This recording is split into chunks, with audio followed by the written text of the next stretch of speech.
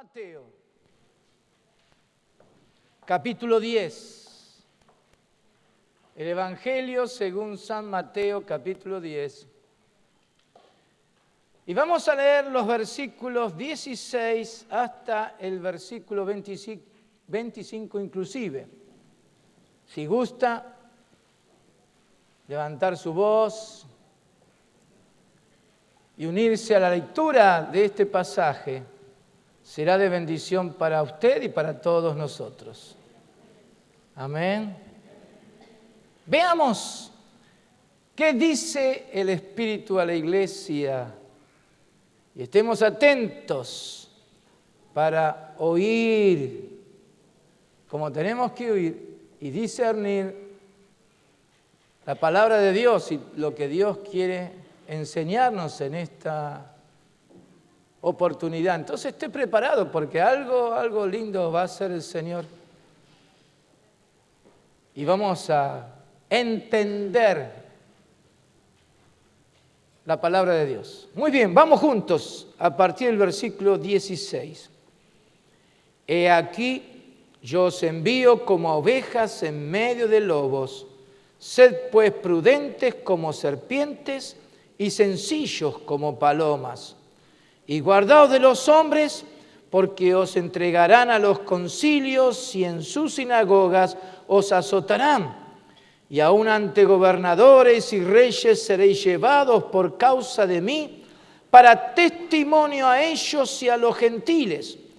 Mas cuando os entreguen, no os preocupéis por cómo o qué hablaréis, porque en aquella hora os será dado lo que habéis de hablar. Porque no sois vosotros los que habláis, sino el Espíritu de vuestro Padre que habla en vosotros. El hermano entregará la muerte al hermano y el padre al hijo. Y los hijos se levantarán contra los padres y los harán morir. Y seréis aborrecidos de todos por causa de mi nombre. Mas el que persevere hasta el fin, éste será salvo. Cuando os persigan en esta ciudad, huid a la otra, porque de cierto os digo que no acabaréis de recorrer todas las ciudades de Israel antes que venga el Hijo del Hombre. El discípulo no es más que su maestro, ni el siervo más que su señor. Bástale al discípulo ser como su maestro y al siervo como su señor.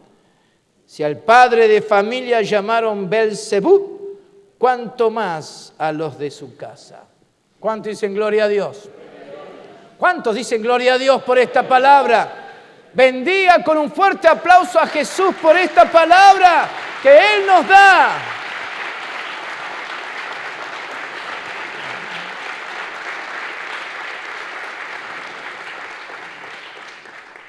Lo hemos dicho desde que comenzamos el Evangelio de Mateo y a medida que fuimos avanzando, que este Evangelio fue escrito orientado a una nación, a un pueblo, al pueblo judío, a Israel.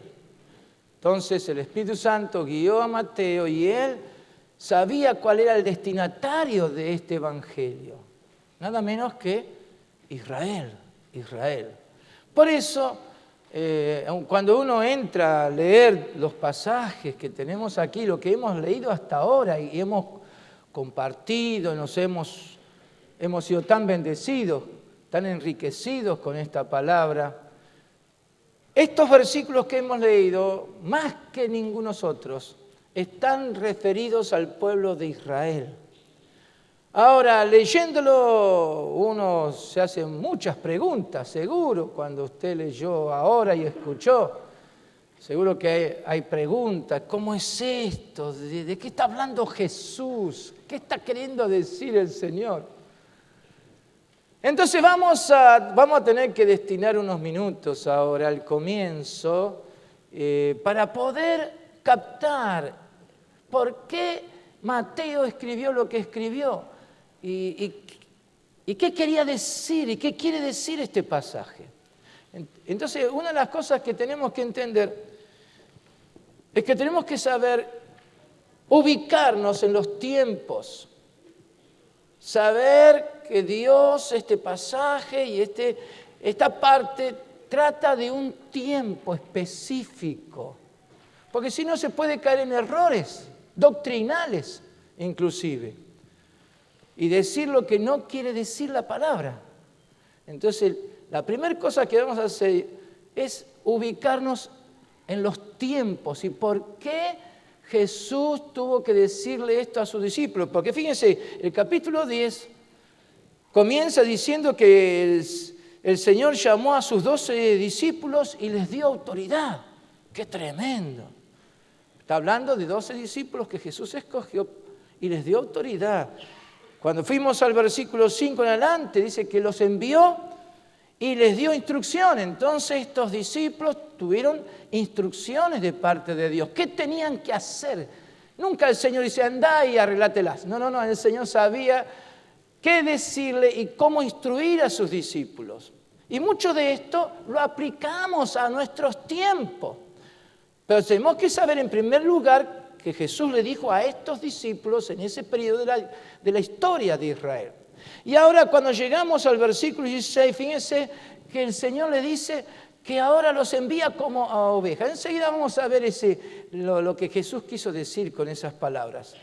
Pero vamos un poquito a la historia. Y déjenme ir y retroceder en la historia de Israel, aún de los días de Jesús hacia atrás. Vemos esta imagen en primer lugar.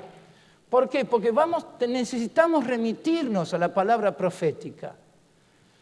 Si captamos ahora, y trataré de ser breve, son muchos detalles, hay mucha historia de por medio, mucha riqueza, muchas palabras.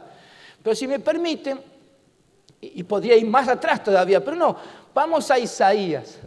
El profeta Isaías, qué tremendo el mensaje del profeta Isaías.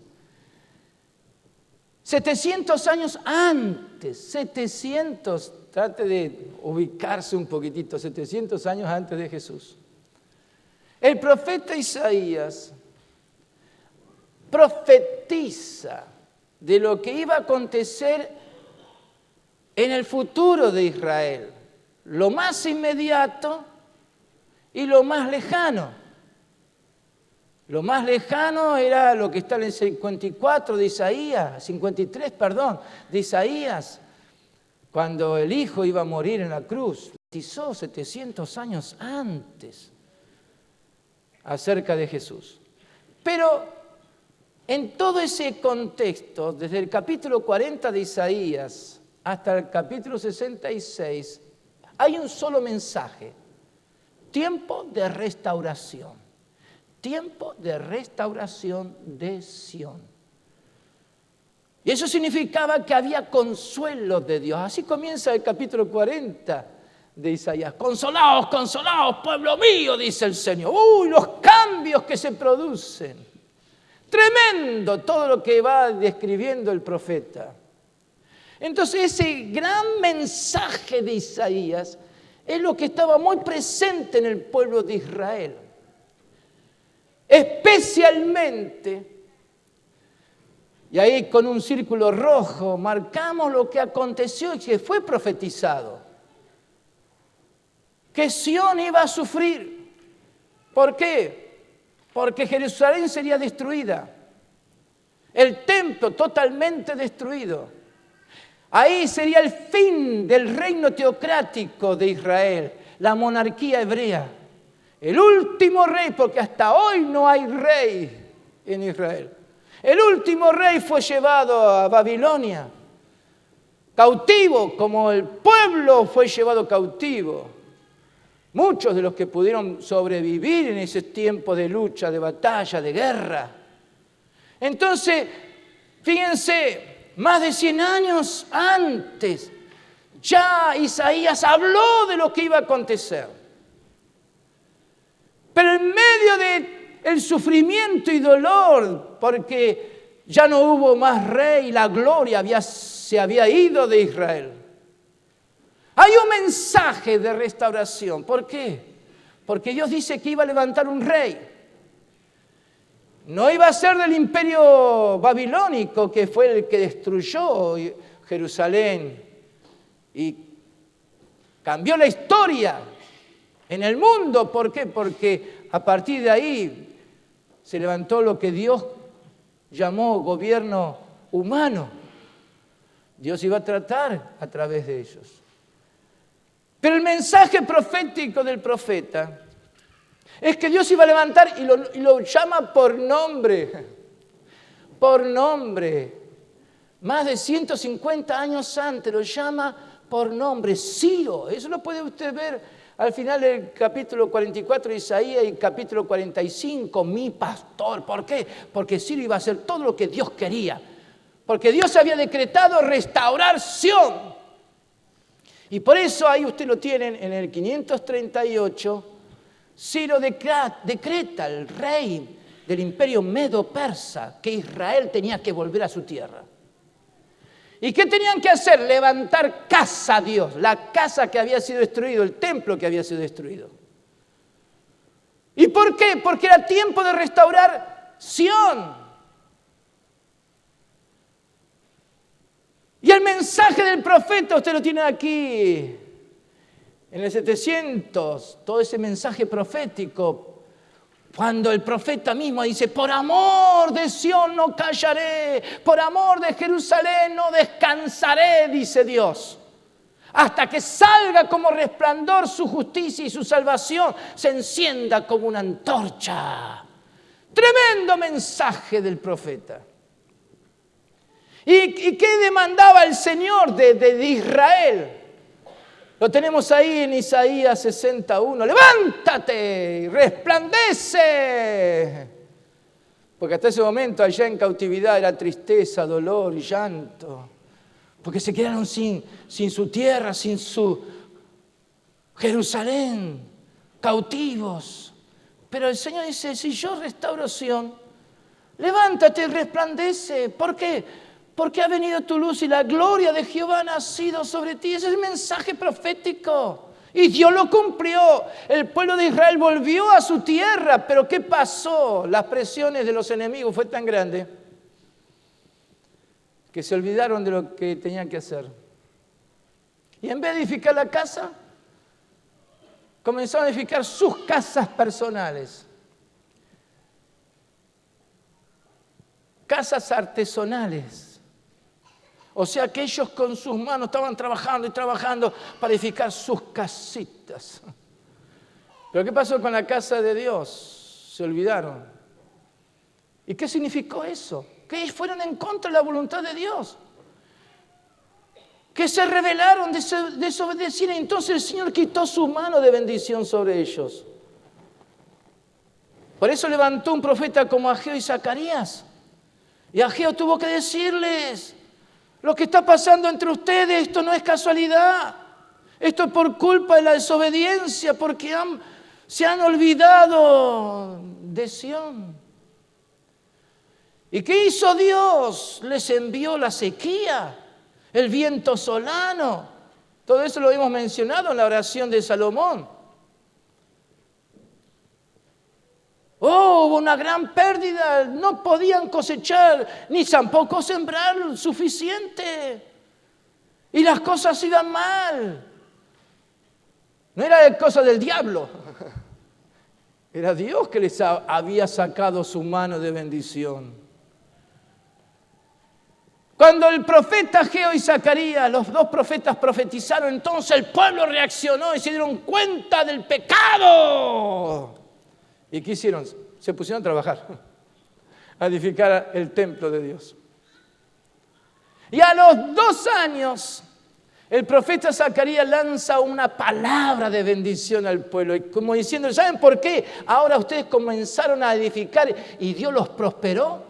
Porque hasta los enemigos los ayudaron con riqueza del rey. No era Ciro, ya era Darío que estaba en el reino. Y el rey Darío dio orden de que todo lo que necesitaban ellos para edificar tenía que ser provisto milagrosamente, abundantemente. Y entonces el profeta Zacarías a los 2 años les dice, ¿saben por qué? Todo esto, porque yo he restaurado Sión. No está diciendo yo restauraré, yo he restaurado. Para Dios era un hecho, era un hecho. No es que Dios tenía que pensar a ver si podía levantar nuevamente Sión, ya era un hecho Sión. Por eso podían ellos avanzar y prosperar, porque estaban obedeciendo. Y justamente lo que no hicieron en 18 años, lo hicieron en 4 años. Lo que no hicieron en 18 años, lo hicieron en 4 años.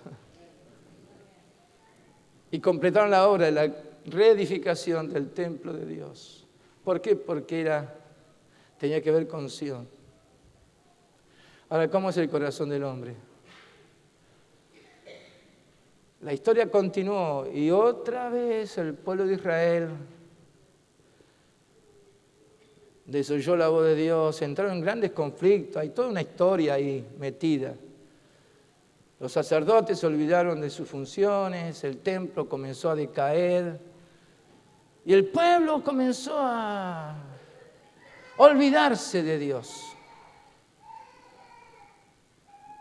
Y por eso Dios tuvo que traer un Esdras ahí en el 458. Tuvo que venir Esdras de allá del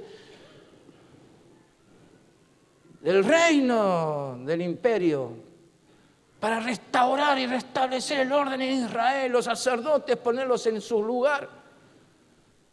Y a continuación tuvo Dios que levantar un Nehemías que estaba allá en Susa, la capital del imperio, sirviendo al rey Artajerjes. Y este hombre de Dios, en la escuela de misiones hablamos mucho de Nehemías, de este hombre de Dios, un hombre, un líder. Si hay un libro que habla de Dios, este es por excelencia.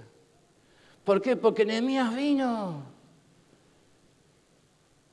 y había llorado y pedido a Dios perdón. Y Dios entonces le hizo ir a Jerusalén para levantar los muros de Jerusalén. Y lo que no se hizo en otros 70 años, porque hasta la edificación del templo pasaron 70 años, los 70 años de Jeremías, que había profetizado. Y ahora otros 70 años más pasaron y se habían olvidado de Sión. Y gracias a este hombre Nehemías, volvieron a reconstruir los muros de Jerusalén. ¿Por qué? Porque es parte de Sión. Y si usted va después, lea Nehemías capítulo 6, va a ver que cuando terminaron la edificación de los muros, que eso fue algo sobresaliente. Lo que no hicieron en tantos años, lo hicieron en 52 días, fíjense. Cuando se obedece a Dios, cuando se sabe qué es lo que Dios quiere, las cosas son fáciles. Dios provee, Dios da, Dios respalda y aún utiliza a los hombres para que intervengan, que participen, que ayuden. ¿Por qué? Porque el rey Artajerjes le dio todo el respaldo y la ayuda a Nehemías. Ahora, lo que no hicieron en tantos años, lo hicieron en 52 días. Cuando uno está en la voluntad de Dios, las cosas se hacen rápido. Las cosas van rápidas. Como que el Señor dice, cuando yo hago, y Dios ha determinado algo, y yo estoy decretando algo, y esta es mi voluntad, todo avanza bien. No hay nadie que pueda frenar y obstaculizar las obras de Dios. ¿Cuánto dicen gloria a Dios? Mayor el que está en nosotros que el que está en el mundo. Ahora, ya Dios lo había dicho, yo he restaurado a Sión. ¿Qué tenía que hacer el pueblo? Alegrarse, victoriosos, avanzar y hacer la voluntad de Dios. Porque así dice Jehová, yo he restaurado a Sión. Y moraré en medio de Jerusalén. Y Jerusalén se llamará ciudad de la verdad. Y monte de Jehová los ejércitos, monte de santidad. Eso lo dijo el profeta Zacarías en el 518. ¿Cuándo pusieron mano a la obra para volver otra vez a tener Jerusalén? En el 445. Qué difícil es para el hombre entender los planes de Dios y el propósito de Dios. Porque la voluntad de Dios es que en Jerusalén Dice, nunca más se oirá en tu tierra violencia, destrucción y quebrantamiento en tu territorio, sino que a tus muros llamarás salvación y a tus puertas alabanza.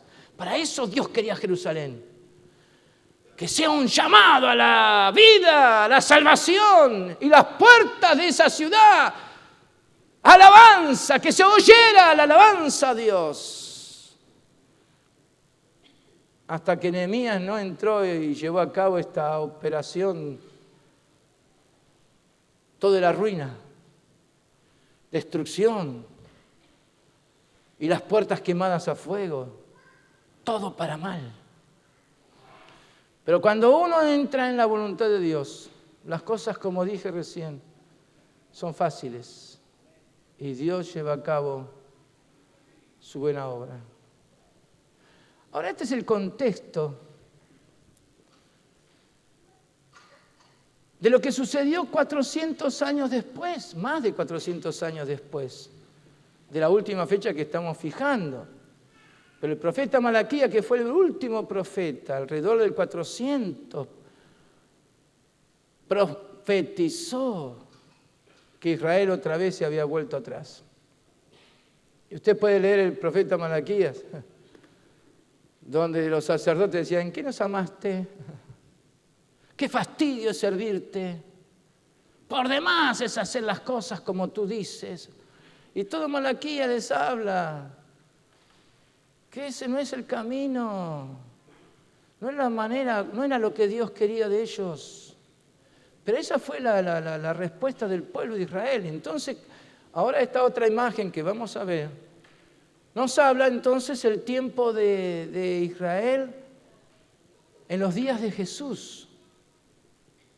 Un tiempo oscuro, por eso lo pusimos con gris. ¿Por qué? Porque Israel, teniendo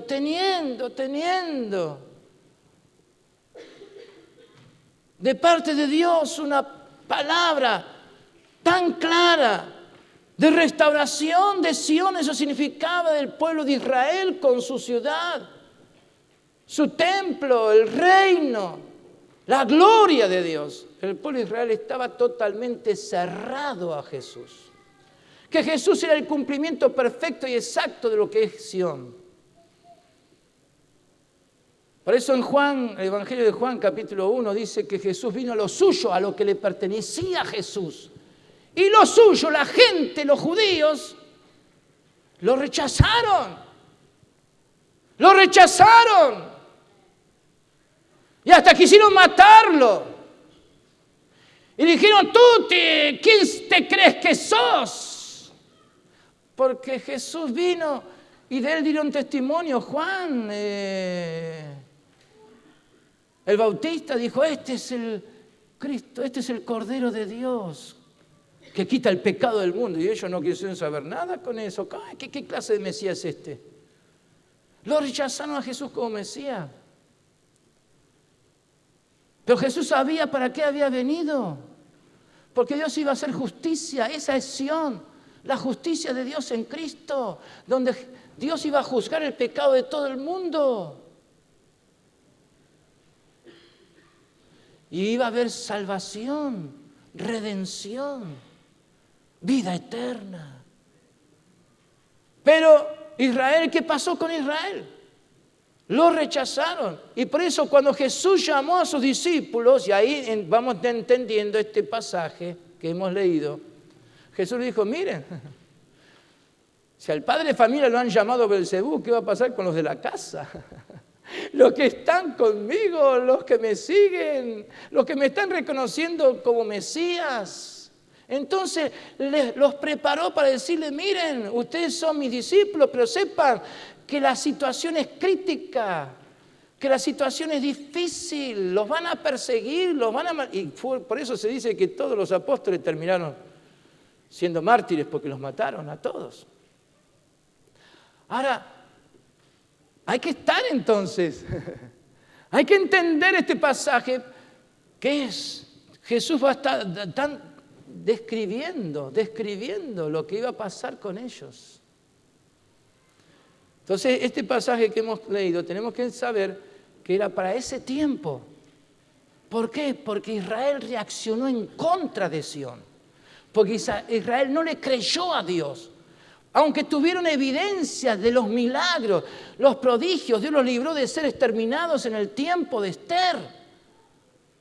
Sin embargo, el pueblo judío no le creyó a Dios, se rebeló contra Dios.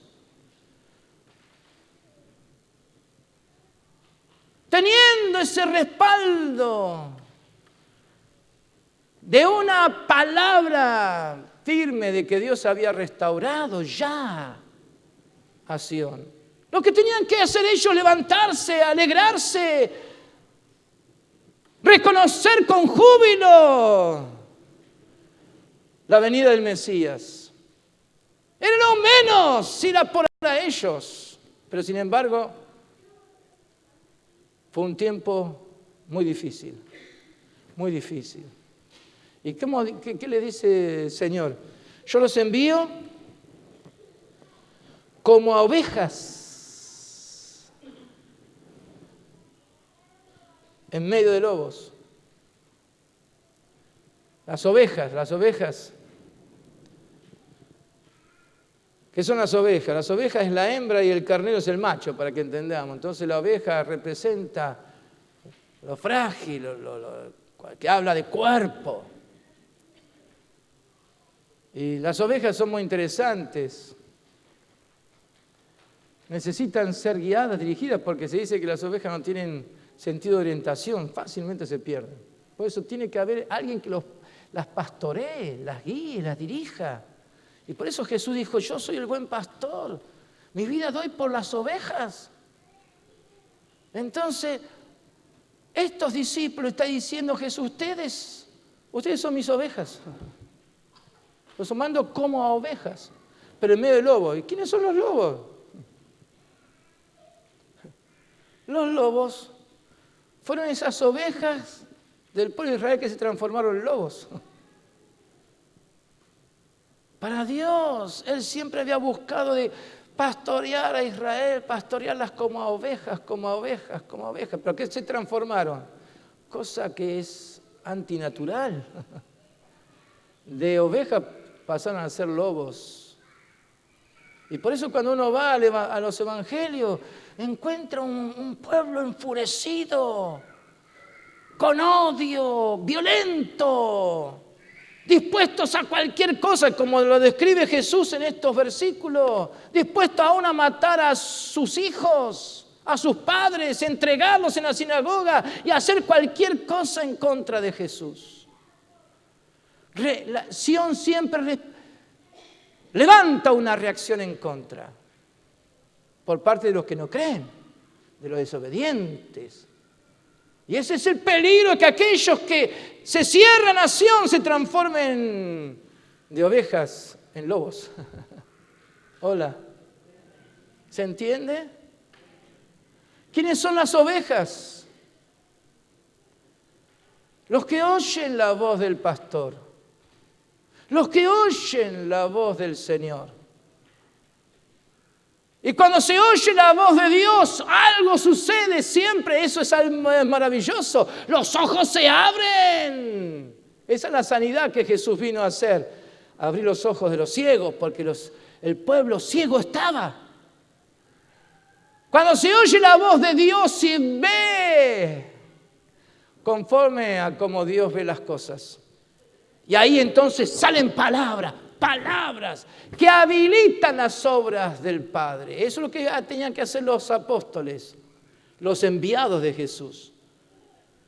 Hablar. Y Jesús le dijo, no se preocupen. ¿Por qué? No se estén pensando qué voy a decir, qué no voy a decir, cuándo, cómo. No se preocupen. ¿Por qué? Porque el Padre en ustedes les va a hablar. Y usted lo único que tienen que hacer es lanzar la palabra. Y esa palabra, porque son mis enviados, porque están bajo mi señorío, esa palabra va a habilitar las obras del Padre. ¿Cuándo dicen gloria a Dios? Ahora, algunos han dicho, ay, yo hubiera podido estar en los días de Jesús. Ay, yo digo, no sabés lo que hubiera sido quizá de ti. ¿Por qué? Porque no era fácil. A Jesús lo quisieron despeñar un día porque dijeron, tú te haces Dios, ¿quién se crees que soy? Lo quisieron despeñar, tirar al vacío. Después, cuando Jesús dijo, yo y el Padre uno somos, tomaron piedra como para apedrearlo y matar. Así era de violento el pueblo de Israel. Fueron justamente los que después gritaron, crucifícalo, crucifícalo.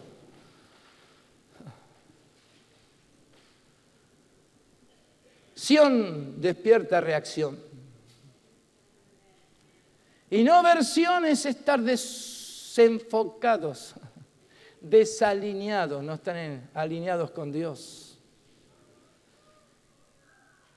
Por eso el apóstol Pablo dice en Romanos 15 que las cosas que se escribieron,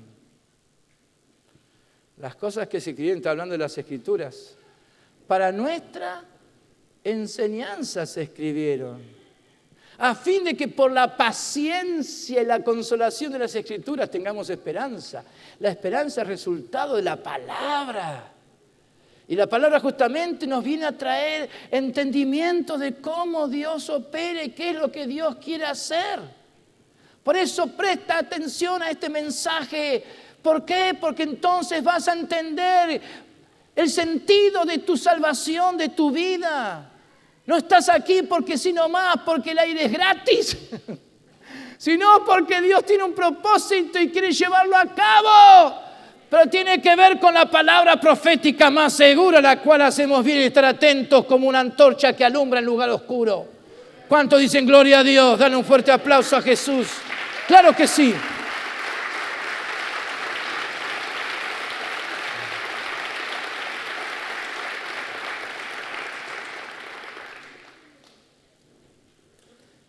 Este es el Dios a quien adoramos y alabamos y exaltamos.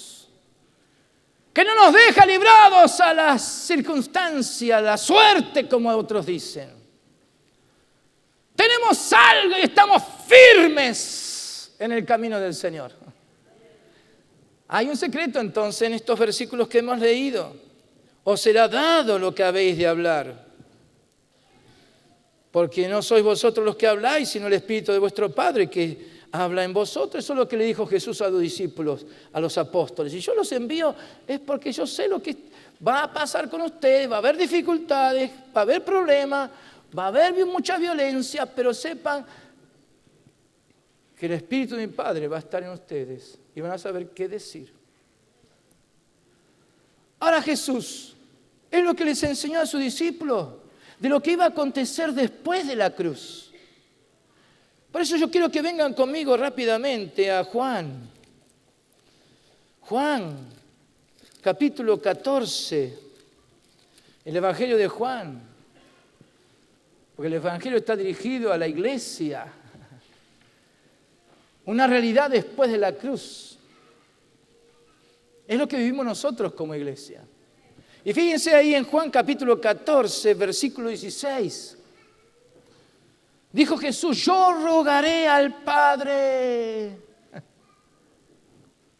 y os dará otro consolador para que esté con vosotros para siempre. Oh, la oración de Jesús por su iglesia, por nosotros.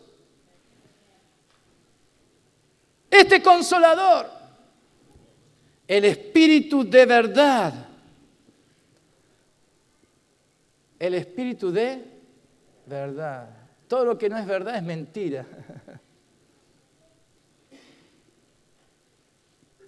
Por eso Jesús es el camino, la verdad y la vida.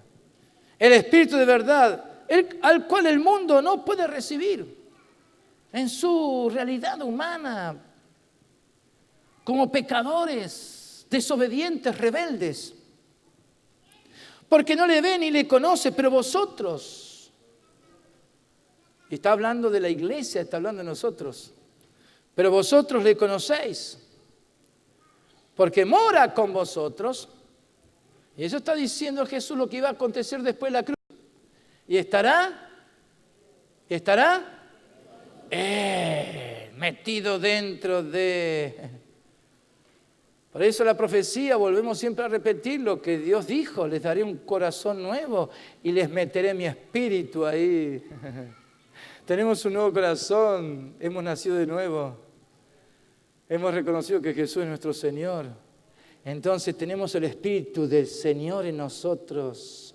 Oh, no está solamente con nosotros, está en nosotros. Ahora versículo 26. Jesús amplía la acción del Espíritu Santo en nuestros días. Mas el Consolador, el Espíritu Santo, a quien el Padre enviará en mi nombre, Él, el Espíritu Santo es Él, os enseñará todas las cosas. Entonces, el Espíritu Santo aquí dentro es el que nos enseña. Hay que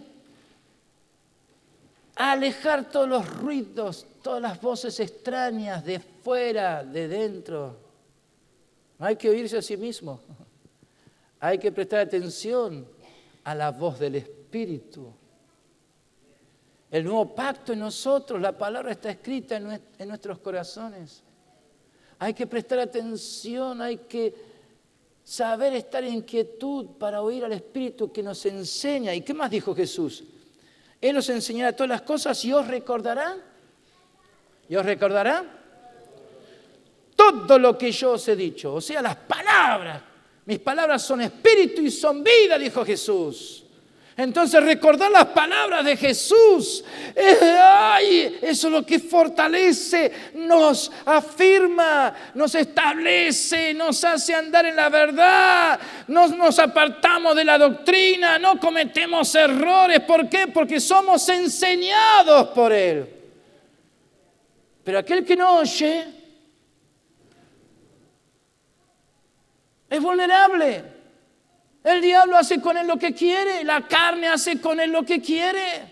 El mundo lo atrapa, lo arrastra, lo lleva por el camino de perdición.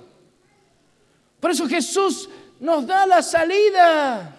El Espíritu Santo es en nosotros. Para recordar, porque el Señor trae memoria a las palabras. ¿No le ha pasado que frente quizás a un problema, una circunstancia, una situación difícil, y de pronto, no estaba pensando en esto, pero hay un versículo, una palabra de Dios, una verdad de las Escrituras? ¡Ay, qué bueno! Porque yo iba a cometer una locura. Yo iba a hacer algo que no debía hacer, iba a decir algo que no tenía por qué decirlo. Palabras hirientes, pero el Señor me ha enseñado. ¿No le ha pasado eso? Que de pronto la palabra, porque no es que tiene usted memoria,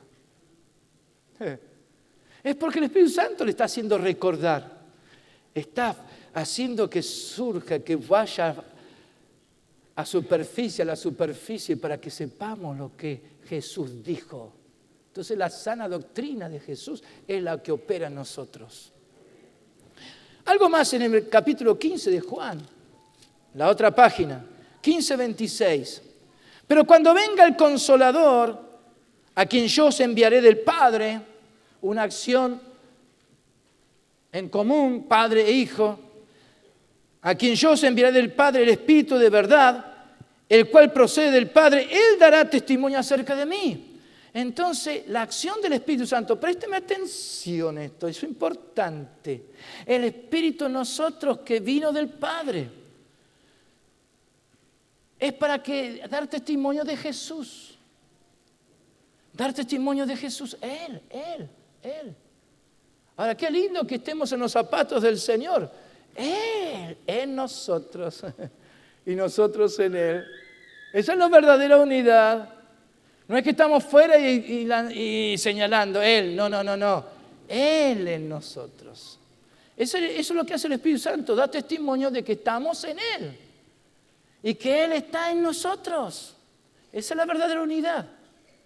No somos religiosos, que tratamos de portarnos bien y mirarlo a Jesús a ver cómo hace Él. Y tratar de aparentar algo que no somos. No. Por eso, si hay que rescatar algo de este pasaje, que era para los apóstoles, es que lo mismo que Dios hizo con los apóstoles, lo que el Señor hace con nosotros. ¿De qué? De que da palabra y está en nosotros. Ahora, este pasaje puede ser mal interpretado. Porque algunos leen rápidamente y dicen, sí, todo lo que yo digo como hijo de Dios es así. El Espíritu está hablando por mi medio. ¡Ey! No sé si estás tan seguro. Me estás queriendo convencer. Porque hay dos, déjeme decirlo para poder explicar, hay dos posiciones. Aquel que dice, no, yo soy pobrecito, no sé decir nada, no tengo nada que decir, y desaparecen, no dicen nada, no sacan nada, no expresan nada. Pero están los otros, los que piensan que todo lo que sale de su boca es así como lo dicen. Escúchame, che, no me estás prestando atención. ¿Qué pasa con eso? Entonces la palabra de Dios nos enseña que hay un punto exacto de equilibrio, bien alineado. Y quizás lo que yo les presente ahora rápidamente, espero que sea bien entendido. Una advertencia de parte de Dios. Porque hablamos que somos en Él, que estamos en Él y tal como Él es, así somos nosotros y somos creyentes. Algunos ya tienen años y años de creyentes y están acostumbrados a hablar y hablar y hablar y hablar. Entonces esta advertencia espero que sea muy apropiada para lo que estamos viendo. ¿Me permiten? Veamos lo que queremos decir con esto. Si me pasan a esa misma. La primera cosa que tenemos que declarar y decir es que no somos infalibles. ¿Qué significa infalible? Que no hay posibilidad de error, que no hay posibilidad de equivocación. Entonces algunos toman una posición tan cerrada. Eso es lo que hicieron los fariseos. Todo lo que ellos decían, los escribas. Lo que ellos afirmaban, sus doctrinas eran tan cerrados porque se sentían infalibles. Y hermanos, si hay algo que tenemos que decir, hermanos, que tenemos que ser como Jesús, mansos y humildes de corazón. Hablando de nosotros como hombres, no somos infalibles. ¿Cuál es su opinión, pastor? Yo no tengo opinión. No hay tal cosa como mi opinión. Dígame usted lo que yo tengo que hacer. Jamás. ¿Quién soy yo para decirte lo que tienes que hacer? Hola. ¿Por qué? Porque siempre trata de encontrar ese punto, ¿no? Yo no me equivoco. Nunca pide perdón. Nunca dice discúlpame. Nunca está dispuesto, que quizás no era lo más apropiado. Ahora, cuando uno tiene el testimonio del Espíritu y uno sabe lo que está afirmando, es otra cosa. Por eso, lo segundo que tenemos que tener presente, no somos infalibles. ¿Por qué? Porque somos discípulos. Y el discípulo tiene que aprender. ¿Cuántos son discípulos acá? Hasta el último día de nuestra vida. Somos discípulos de Jesús para ser enseñados, Y el Espíritu Santo está ahí para hacer real su palabra, para que otros intervengan, nos ayuden a aclarar la palabra, la doctrina de Jesús. ¿Por qué? Porque somos discípulos. Ahora, el discípulo no está para ser más que el maestro, como dijo Jesús claramente. Dice, bástale al discípulo ser como su Señor, como su maestro. Pero no más, porque algunos tratan de demostrar que saben más que aquel que le enseña, aún más que el Espíritu Santo. ¿Se entiende lo que estoy diciendo de parte de Dios? Esto es muy firme y claro de parte de Dios. Entonces lo tercero, que acomodamos lo espiritual a lo espiritual, eso es 1 Corintios 3. El Espíritu Santo nos revela todas las cosas, nos habla el entendimiento. ¿Para qué? Para saber cómo poner las cosas en su justo y debido lugar. Por eso yo he tomado tiempo para hablar del contexto histórico, de cómo Dios trataba con Israel, porque Dios estaba determinado a levantar Sión, a restaurar Sión. Eso es acomodar lo espiritual en lo espiritual. Pero Israel se desentendió, se rebeló y contradijo y se opuso a todo lo que Dios quería hacer. Entonces el Espíritu Santo nos ayuda en nuestra debilidad, intercede por nosotros para que seamos sabios a fin de acomodar lo espiritual a lo espiritual y no dar lugar a cosas extrañas. Por eso la cuarta cosa es lo que Samuel le dijo al rey Saúl: ciertamente el obedecer es mejor que los sacrificios. ¿Por qué los sacrificios? Algunos eligen el sacrificio.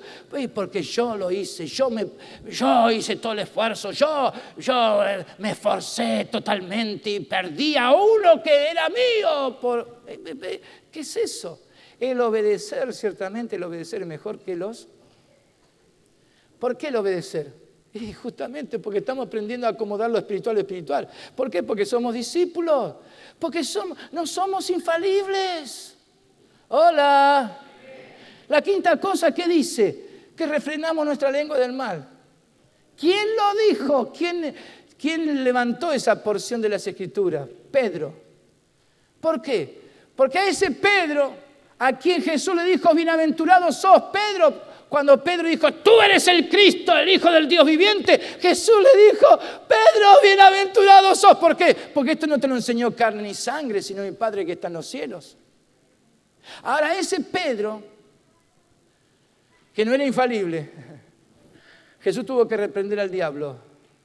Cuando Pedro sacó de su boca, diciendo: Jesús, no a Jerusalén, no, porque Jesús estaba determinado a ir a Jerusalén. Y como Pedro no entendió, perdió de vista Sión y el propósito de Dios para con el Hijo, con el Cordero de Dios. Es lo mismo que hizo Satanás al comienzo del ministerio de Jesús. Intentó evitar que Cristo fuera a la cruz, que Cristo muriera como Cordero de Dios, que Dios hiciera justicia en el cuerpo de Cristo.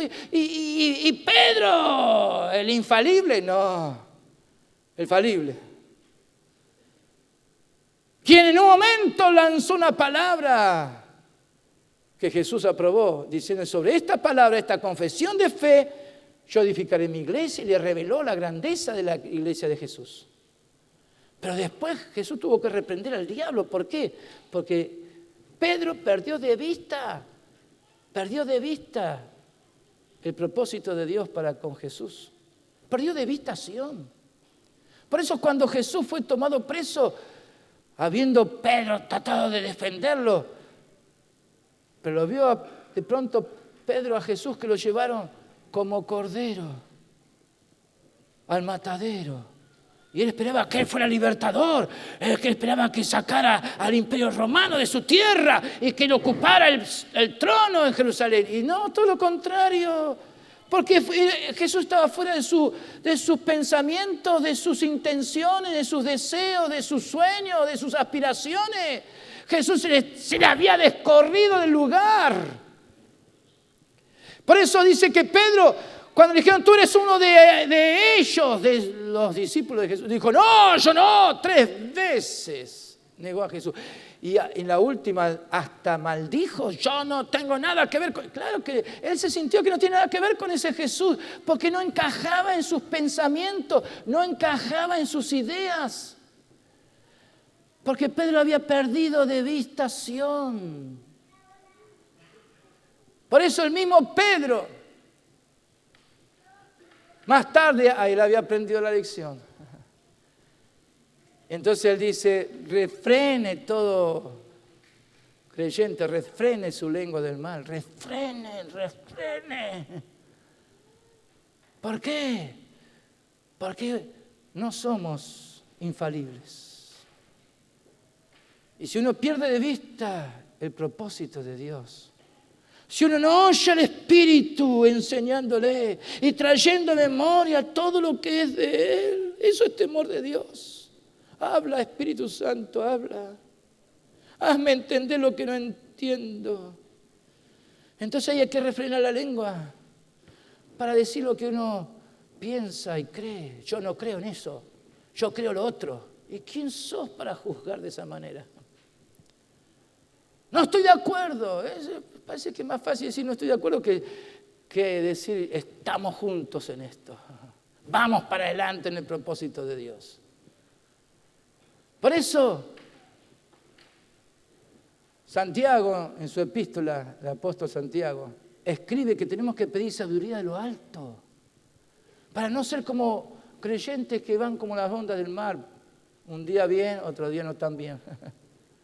Hay que pedir sabiduría porque Dios la da en abundancia, sin reproche, porque es lo que Dios quiere dar a sabiduría. ¿Y por qué esa sabiduría que está en Santiago capítulo 1? Porque en el capítulo 3 el mismo Santiago dice, hermano, y déjeme que se lo lea, usted lo puede leer también ahí en Santiago, en el capítulo 3, versículo 10. Ahí está esa frase que tenemos en pantalla. De una misma boca proceden bendición y maldición. Estoy leyendo Santiago 3:10. Hermanos míos, esto no debe ser así. Que de una misma boca procedan bendición y maldición. ¿Acaso alguna fuente hecha por una misma abertura, agua dulce y amarga? Hermanos míos, ¿puede acaso la higuera producir aceitunas o la vid higos? Así también ninguna fuente puede dar agua salada y dulce. Entonces lo que uno tiene que renunciar a ser una fuente de una gran contradicción, solamente en los creyentes se da eso. Que de una misma boca, de una misma abertura, como es la boca, salgan palabras de bendición. ¡Ay, qué bien que habló palabra de Dios! Y de pronto, no es palabra de Dios. Entonces hay que renunciar a ser fuente, que es anormal, que no hay tal cosa. Y por eso terminamos diciendo que no somos infalibles. Dependemos del Espíritu Santo. Necesitamos ser enseñados, somos discípulos. Y si somos enseñados, vamos a saber acomodar lo espiritual a lo espiritual. Entonces ahí se va a manifestar la obediencia. Jesús que dijo, hacer tu voluntad, oh Dios mío, me ha agradado. El secreto de saber obedecer, si tenemos clara la visión, si tenemos claro el propósito de Dios, si sabemos ubicarnos en los tiempos divinos. ¿Cuánto dicen gloria a Dios? Entonces, Jesús dijo que si Él nos puso como ovejas, tenemos que ser prudentes. ¿Y qué significa? Sensato, quiere decir sagaz o discreto, carácter cauto, que piensa acerca de los riesgos posibles que conllevan ciertos acontecimientos o actividades y adecúa o modifica la conducta para no recibir o producir perjuicios innecesarios. Ese es el prudente que está diciendo, si yo me muevo fuera del lugar, voy a afectar a otro y yo mismo voy a ser afectado. Entonces Jesús, yo los mando como ovejas, pero sean prudentes. Ahora lo que sigue, para algunos llegó a ser un sacudón. Prudentes como serpientes. ¡Ey! ¿Cómo es eso? Porque enseguida viene a la mente la serpiente antigua, Satanás. ¿Cómo? No. Entonces hay que entender que esta palabra que se utiliza acá tiene un significado y por eso se aplica a Satanás, la serpiente antigua. Pero la palabra que Jesús utilizó significa agudeza de visión. Agudeza de visión. Se alterna este término con mirar fijamente. Estoy hablando de lo que está en el griego. Mirar fijamente. ¿Eso qué significa? Que no es una observación involuntaria, pasiva o casual. Entonces, ser prudente es cuidar los movimientos, cuidar lo que sale de la boca, teniendo clara la visión, sabiendo hacia dónde uno va y cuál es la meta, el objetivo, el propósito divino. Entonces el creyente recibe de Dios esta capacidad, recibe de Dios esto que nos hace aptos para el reino de Dios. Que somos prudentes, hay que ser prudentes. Y el entendimiento ha sido abierto y vemos lo que el Espíritu Santo nos enseña. Prudentes como serpientes y sencillos como palomas. Y es lindo porque ser sencillos es sin mezclas. Quiere decir inocentes. No hay tal cosa, contaminación, confusión, mezcla. No. Como paloma, suave, frágil, doméstica. Que están ahí. No están para pelear y picotear. Entonces Jesús está diciendo, yo los meto en esta situación difícil, pero yo les digo cómo tienen que ser. Hola. Entonces Jesús dijo de ser perseverantes, porque el que persevera hasta el fin será salvo. Entonces Jesús le está dando las herramientas a quienes vivieron un tiempo muy difícil, muy difícil.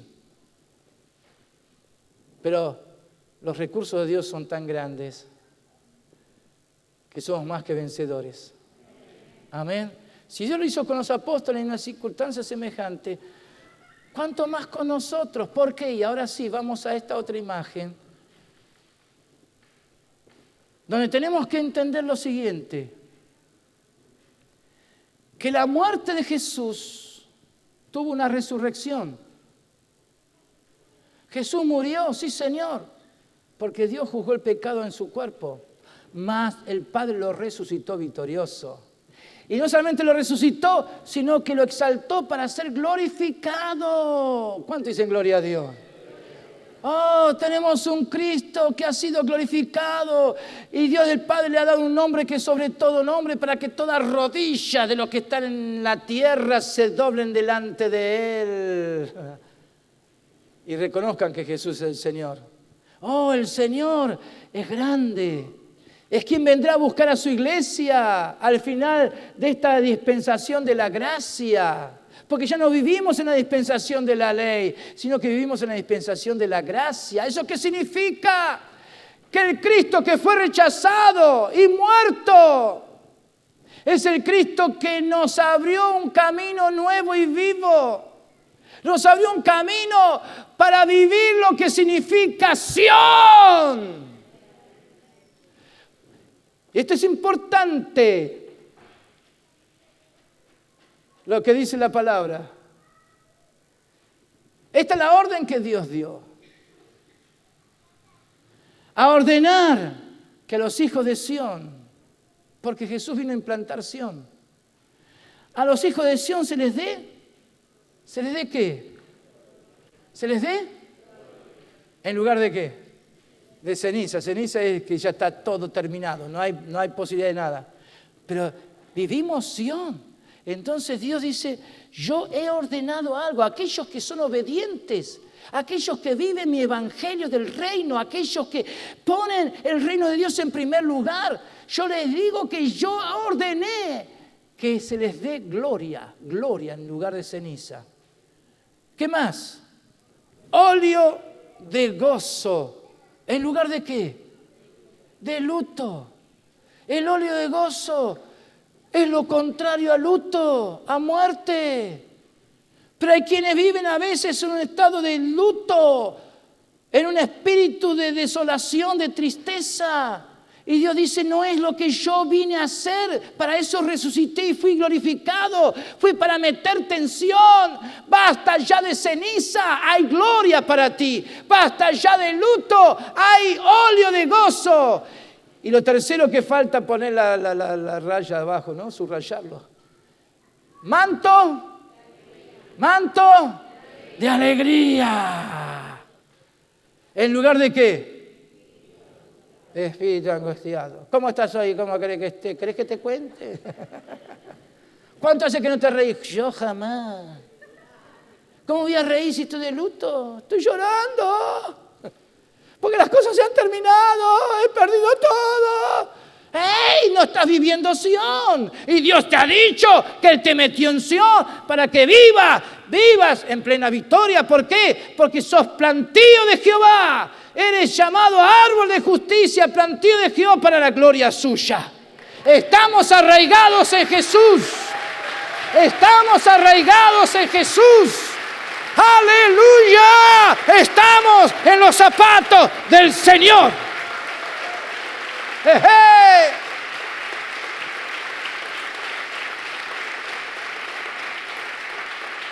¡Qué grande es la vida con Jesús! Pero déjeme ir a otra imagen ahora. Pablo sabe que muchos tienen una idea equivocada del Cristo. Y algunos, por eso dije que el pasaje que hemos leído, algunos lo toman, que esa es la realidad para los tiempos de la iglesia. Y no es así. Sí, porque hermano hay que sufrir en la vida. Hemos nacido para sufrir y padecer. ¡Ja! Claro que sí. En el mundo tenía aflicción, pero Jesús dijo, pero confía, yo vencí al mundo. Ustedes no son derrotados, ustedes no son para hacer vivir en la tristeza, el dolor y la angustia. Entonces Pablo tiene que escribir y dice, de manera que nosotros de aquí en adelante a nadie conocemos según la carne. Y aun si a Cristo conocimos según la carne, ¿qué significa? El Cristo antes de la cruz. El Cristo sufriente que terminó en la cruz colgado. Entonces algunos tienen una imagen de Cristo, pero ese Cristo sufriente colgado en la cruz, muerto. Y Pablo dice, pero si lo conocimos según la carne, ese hombre que tuvo que dormir, comer y moverse en esta tierra, ya no lo conocemos, dice Pablo. Hay que cambiar la visión, hay que cambiar la mente, hay que cambiar el espíritu. Y entonces Pablo dice, de modo que si alguno está en Cristo, ¿en cuál Cristo estás? ¿En la cruz colgado?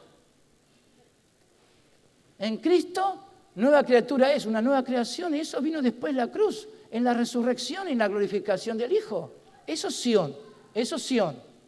Eso es Sion. ¿Las cosas viejas pasaron? Las cosas viejas, ¿cuáles son las viejas? Los del antiguo pacto, la dispensación de la ley, el período que vivieron los apóstoles antes de la cruz. Y todavía algunos están ahí, atrapados por ese pensamiento, esa doctrina. Diciendo, no puedo superarme, no puedo avanzar, no puedo llegar a otros niveles de vida. Uno está aquí toda la vida, lo he padecido. En este tiempo algunos están teniendo unos cambios, yo doy gloria a Dios, unos cambios tremendos.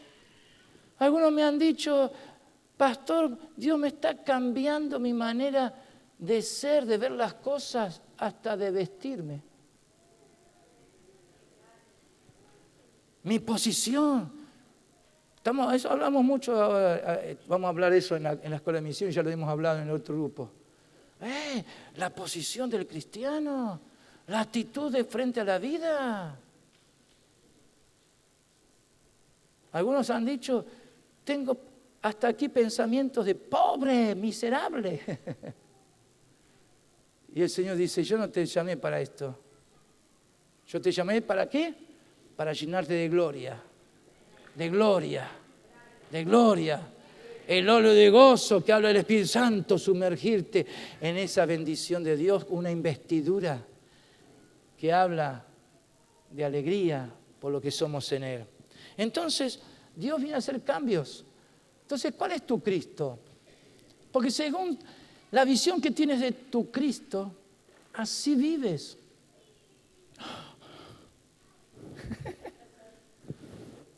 que ver entonces cuál es tu Cristo. ¿Por qué?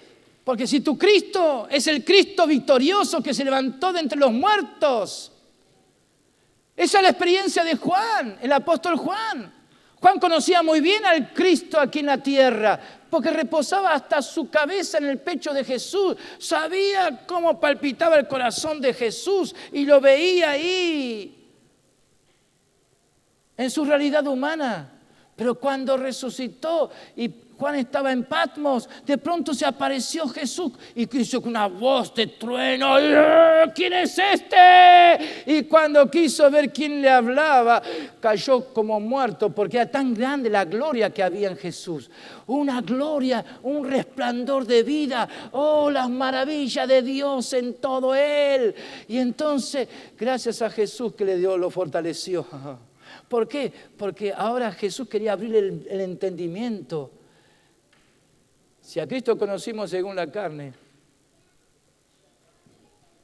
si a Cristo conociste en tu realidad humana, de acuerdo a un concepto, una idea, una doctrina, Dios quiere decirte, cambia de imagen. Yo no soy ese Cristo muerto, yo vivo y vivo para siempre. Amén. Dale un fuerte aplauso a Cristo que vive.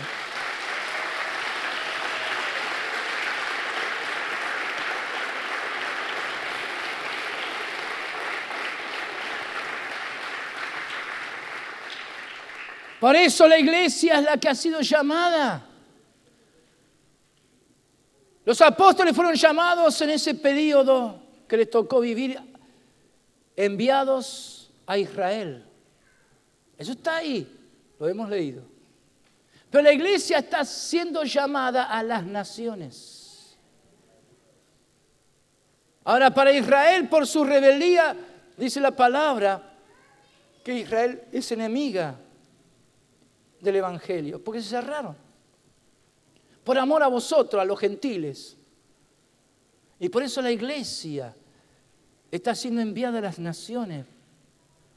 Pablo, que entendió todo esto que estamos diciendo, fue apóstol a los gentiles. Y fue por todas las naciones de su momento, lo llenó todo con el Evangelio, desde Jerusalén hasta Ilírico. ¿Y cómo lo llenó? Con iglesia tras iglesia, tras iglesia, tras iglesia, tras iglesia. Con un mensaje claro del Cristo vivo y poderoso. Por eso, esta otra imagen, para que entendamos dónde estamos metidos. ¿Por qué? Porque Jehová ha elegido a Sión. Y dice Dios que Él la quiso por habitación para sí. Y Dios decretó, Dios decidió que este es para siempre. Sión es el lugar de mi reposo. Que no entra en el reposo de Dios es que está desconociendo Sión. Aquí habitaré, dice Dios, porque la he querido. Bendeciré abundantemente su provisión. A sus pobres saciaré de pan, porque hay abundancia. Asimismo vestiré de salvación a sus sacerdotes, a los que sirven en el templo, y nosotros somos real sacerdocio para Dios el Padre. ¿Y sus santos? ¿Y sus santos? ¿Dónde están los santos? Los santos, los que han sido apartados para Dios, ¿dónde están? Y a sus santos, y sus santos darán voces de júbilo. ¿Qué espera para dar un voz de júbilo a Jesús? Eso es, voces de júbilo. Voces de júbilo.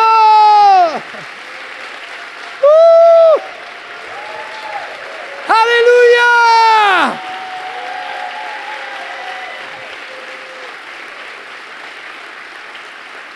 Esta es la riqueza que Dios nos ha dado. Esta es la riqueza que tenemos. Esta es la riqueza que tenemos para compartir. Por eso 23+1 es justamente plantar en la nación argentina de norte a sur lo que significa Sión. Una iglesia que vive plenamente lo que Jesús estableció en los cielos, Sión. ¿Cuántos son de Sión? ¿Cuántos aman Sión? ¿Cuántos están queriendo que esta Sión sea llevada a toda la nación argentina? Entonces, ahora sí, denle un fuerte pero fuerte aplauso a Jesús.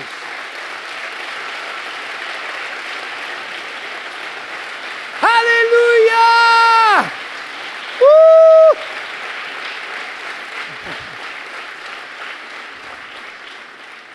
Le decimos sí, Señor.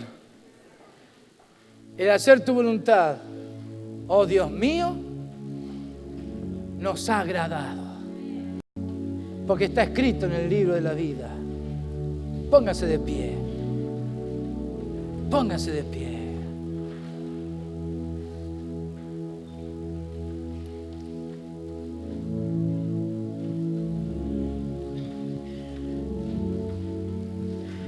Ahí donde está, cierre sus ojos.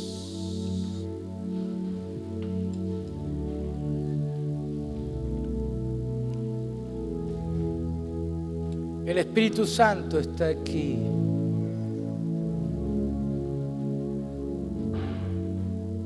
Hay quienes tienen que rever su situación.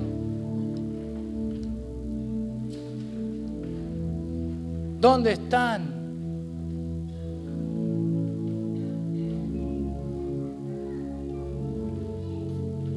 ¿Cuál es la visión que tienen de Jesús?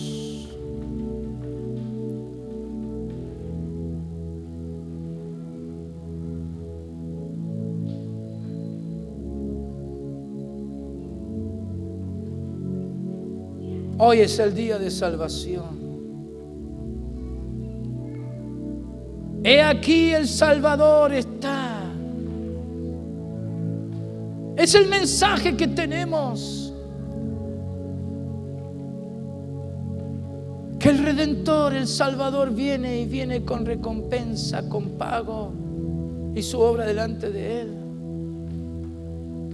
Porque Él quiere que seamos de Sión. Que vivamos plenamente lo que es Sión. ¿Qué es lo que te mueve el corazón? ¿Qué es lo que está en el centro de tu vida? ¿Qué son tus negocios? ¿Tus estudios, tu profesión? ¿Tu casa? ¿Tus habilidades? ¿Tus capacidades humanas? ¿Tus aspiraciones humanas? ¿Tus sueños? ¿Qué es lo que está en el centro de tu corazón? ¿Qué es lo que te mueve a la acción? ¿Qué es lo que te hace respirar profundamente y anhelar algo sublime y glorioso? Si no es Sión, ten cuidado. No seas como Israel, con un corazón cerrado al propósito divino. Porque Jesús ya murió, resucitó, fue glorificado. Vivir Sión es vivir en la voluntad de Dios. Alégrate, gózate. Levántate y resplandece. Vive lo que significa la visitación de Dios a su iglesia. Que tu corazón se encienda. Que tu corazón arda cuando oyes palabra de Dios.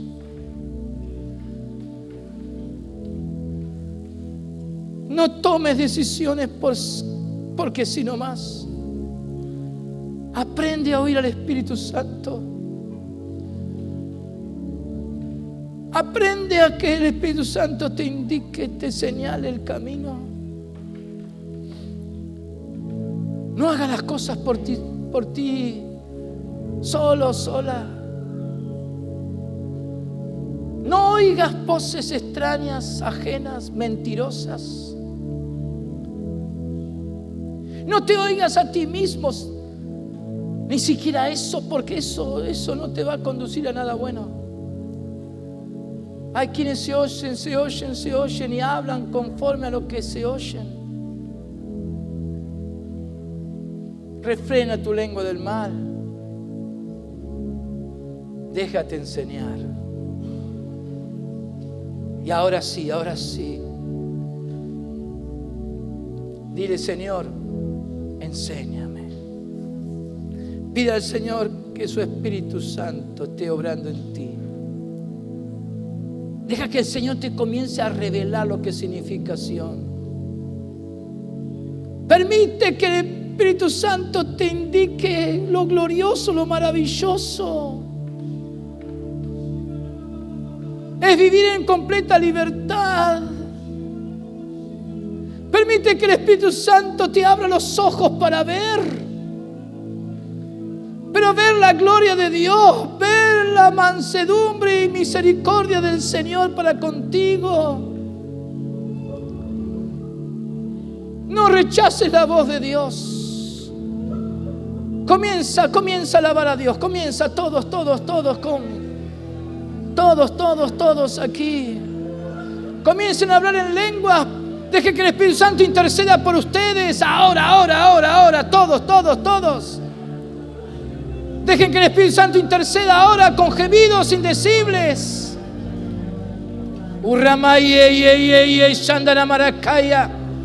Va a haber cambios profundos en tu vida, cambios profundos en tu manera de hablar, cambios profundos en tus pensamientos, cambios profundos en tu postura, cambios profundos en tu manera aún de vestirte, de moverte, de hacer las cosas. Y lo vas a hacer con excelencia. Vas a hacer las cosas de una manera que vas a sorprender a otros y vas a decir: ¿qué tiene este hombre? ¿Qué tiene esta mujer? Urramaya kiamakaya.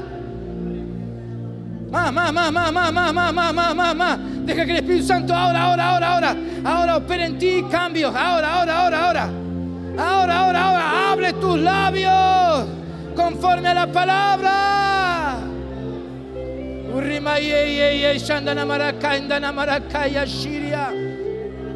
Sí, gloria de Dios. Gloria en tu vida.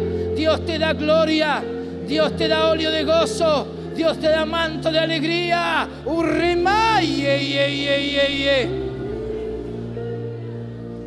Sí,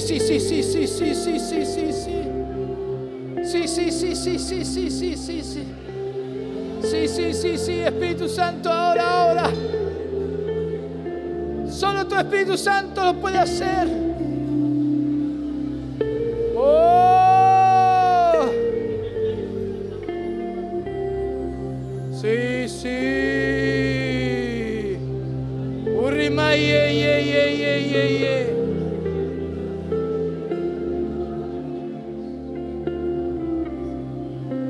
Deja que el Espíritu Santo lo haga en ti. Que Él te enseñe, te haga recordar todo lo que Jesús dijo. Urrimaya, recibe el testimonio del Espíritu. Sí.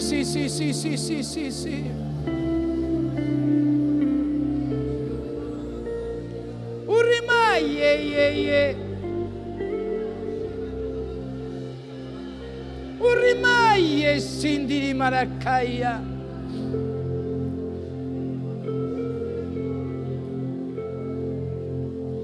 Oh Dios. Ven, Espíritu, ven y lléname, Señor.